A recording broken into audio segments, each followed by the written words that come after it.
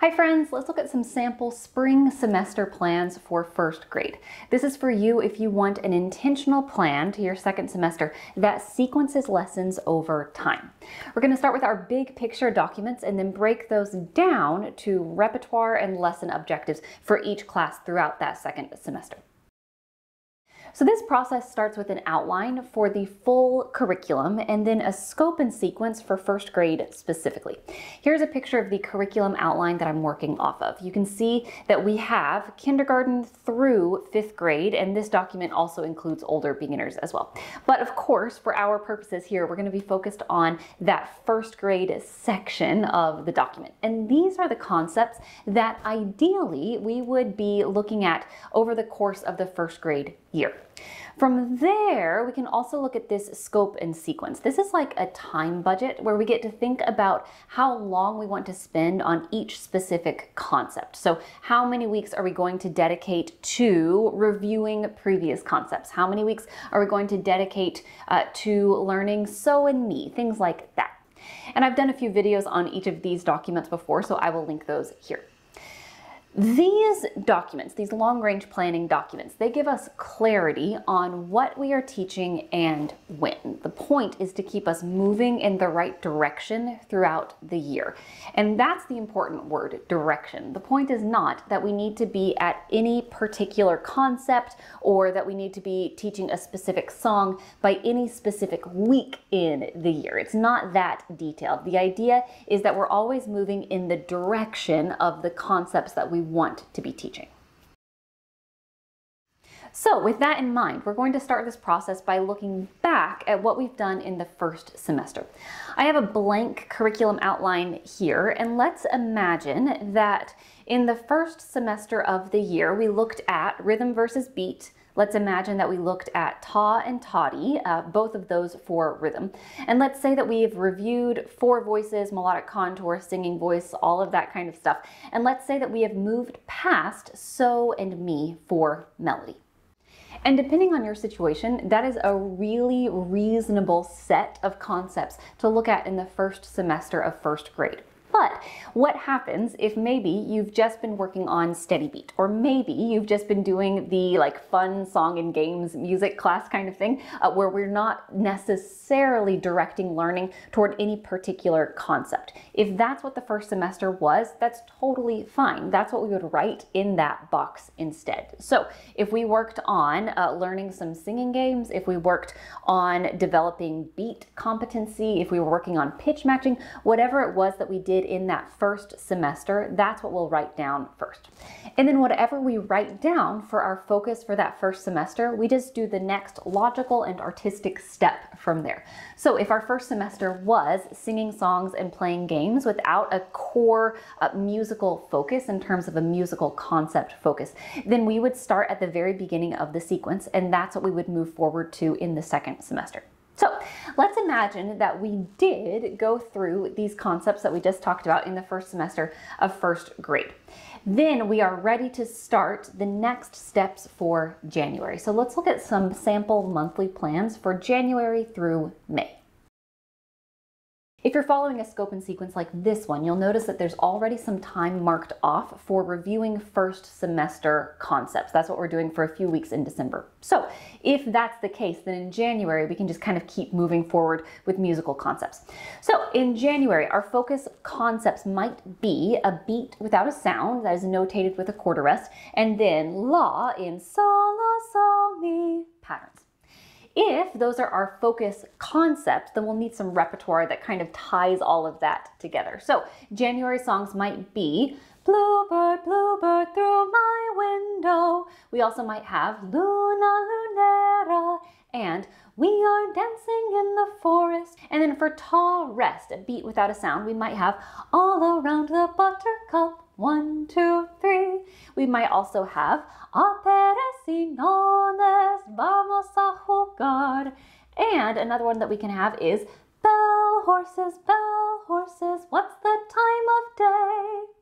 Something to note here, these are not the only songs for the month. These are just the ones that we are going to use with some core foundational activities. So these are our focus songs. And we can see those plugged in here with a month at a glance document. And this gives us kind of an idea of what the contour of the month is going to look like. If we see our students once a week, our month at a glance might look something like this.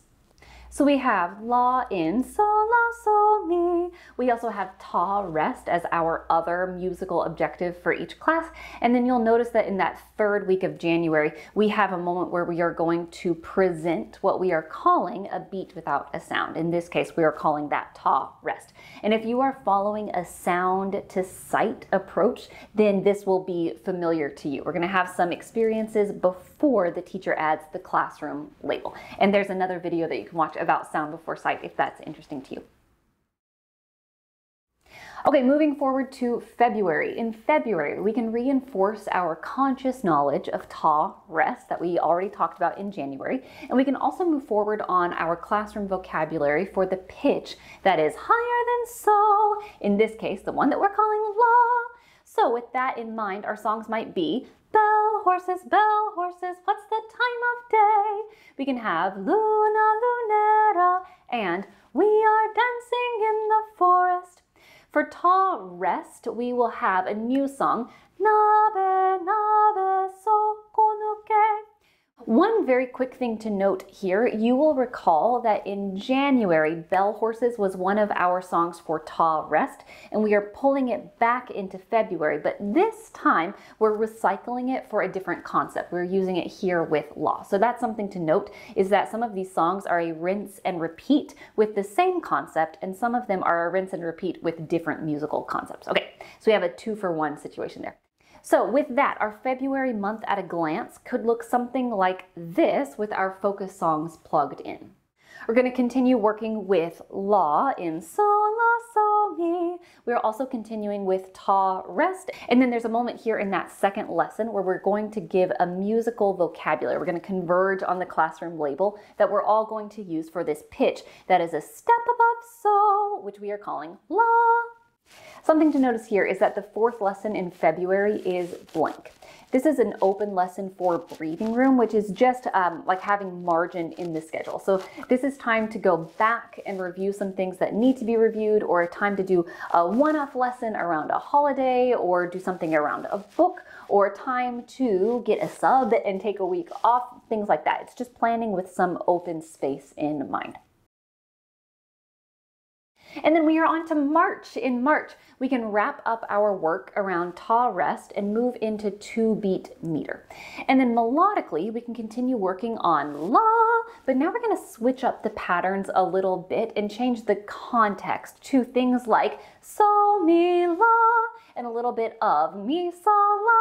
And the reason we're doing this, just as an aside, is that the context for la is going to change how students hear it, how they orally identify it. So where it's placed in other tonal patterns is going to make a difference for how students interact with this new element. Songs here might be, doggy, doggy, where's your bone? Someone stole it from your home. You can hear that different la turn there. We also have ickle, uckle, blue bottle, fishes in the sea. And last is, on a mountain stands a lady, which is a nice bridge for those la patterns, because the first half of this song, bum, ba-dum, bum, bum, ba-dum, bum, is so, la, so, mi, the familiar pattern. And then the second half of that song, jump out someone, is that new la turn that will be a little bit less familiar with students. And then wrapping up ta, rest, we have Aperecidones, vamos a jugar, so that we can move into 2-beat meter with bate, bate, chocolate, and I have doggy, doggy on this list again. Once again, just making the point that these are the focus songs, not the only songs in the lesson, and we can recycle some songs for different concepts. So our March month at a glance can look something like this. We're working with la in some different contexts. We are also wrapping up ta, rest, and then we have 2 lessons moving into 2-beat meter. And then I have 1 week marked off here for spring break, and of course that week will be different for all of us. But somewhere in the spring semester, we'll probably have a spring break somewhere in there. In April, we're going to wrap up our work with 2-beat meter and with law. Our repertoire for April is going to look very familiar. Again, it's worth saying that these are not the only songs that we are using in the lesson. So law songs, again, we have Ickle Ockle, and I'm going to add in a new song, Tidy-O, skip one window, Tidy-O, for that new turn in law, changing the context for law in that song. And then 2-beat meter, we have Bate Bate, again, Doggy Doggy, and Ickle Ockle. April, month at a glance, you'll notice another breathing room week here. That's the time to wrap up any loose ends, make sure all of the summative assessments are done before we move into May. I like to use the last few weeks of December and then the last month of May for review. So this is the time for all of the year-long summative assessments and all of the notes on student progress and all of that stuff so that we can jump into next year super duper solid on the concepts from the previous year. In this case, so that we can jump into second grade being super duper solid on all of the first grade concepts. So each week here, we're going to be working on a specific project that reviews the concepts from the year, including our rhythm concepts, so rhythm versus beat, ta, toddy, and ta, rest, and 2-beat meter. And then melodically, we'll review our singing voice, melodic contour, 4 voices, all of that stuff, as well as so and me, and then la in a few different contexts. So, la, so, me, and so, me, la. Let's talk about how these plans are constructed. We have our focus songs, and I've been saying that these are not the only songs that we're going to be using. So where do the rest of the songs come from? When we pick out repertoire, we are probably going to choose a handful of songs for each concept. And then since we're talking about lower elementary here, we're probably going to have a few more songs in our list because our lesson segments with lower elementary, those are shorter. We're probably spending somewhere around like 3 minutes to 6-ish minutes on each lesson segment. So when we look at a lesson outline, it looks like a lot. It looks very busy, and it is, but part of that is also because we are moving through these songs pretty quickly. So in those other song openings, those open spaces in these lessons, we can use those to either get students ready for a focus song, or we can extend learning with a different activity. So for example, if we are using "We Are Dancing in the Forest" here in the last lesson of the month, we want students to have some time to sing that song and play the game before that focus lesson segment. So because of that, we're going to include it earlier in the lesson for the month, or earlier in these monthly lessons. And then a similar thing here with Luna Lunera. We are working on it before it's a focus song, and then we're also going to bring it back later in the month so that we can layer activities on top of it. And there are also some songs here that are not focus songs at all, at least in the month of January. And that's the case with Agua de Limones and Swing Me Over the Water. Those you've heard already. Those are both So La So Mi songs, but they are not primary focus songs for the lesson. We have them included so that they can be focus songs later if we want, and also because we just wanted to provide enough of a tonal context for all of these musical concepts. We don't want to have just one singular song that we are using to teach a musical concept. We want it to be kind of a more rounded out list. So that's why those are there. And then the last thing to point out here is that our warm-up song and our welcome song, as well as our closing song, those don't have a specific curricular focus. Those are there just for fun. And they are musically valuable and they are socially valuable, but they are not tied to a concrete musical objective. So this approach to lesson planning works by stringing lessons together. We have our song and our activity for the focus sections, and then we get to think to ourselves, if we are going to do a learning activity this week, what do students need to know and be able to do in order to be successful in this lesson segment? So whatever those earlier steps are, those become the activity that we do beforehand in a previous week. And then after that focused lesson segment, how can we reinforce or extend whatever we did right here? That becomes the activity that we do later on in a different lesson later in the month. So lesson planning like this, these segments kind of fill up themselves when we know what our musical materials are and what strategies we are going to use to teach the musical concepts. I love planning this way because it feels very intuitive. We are never starting from scratch or wondering what we are going to teach in the next lesson. It's just a matter of plugging in the next logical and artistic steps in the process. So with all of that said, we have our concepts for the spring semester. We have our songs. What about the actual learning experiences themselves? What are you actually going to do in these lessons? And to answer that, you can watch this next video that I will link here. It's about creating intentional activities so that students develop musical skills and musical understandings over time. And we do that through concept plans.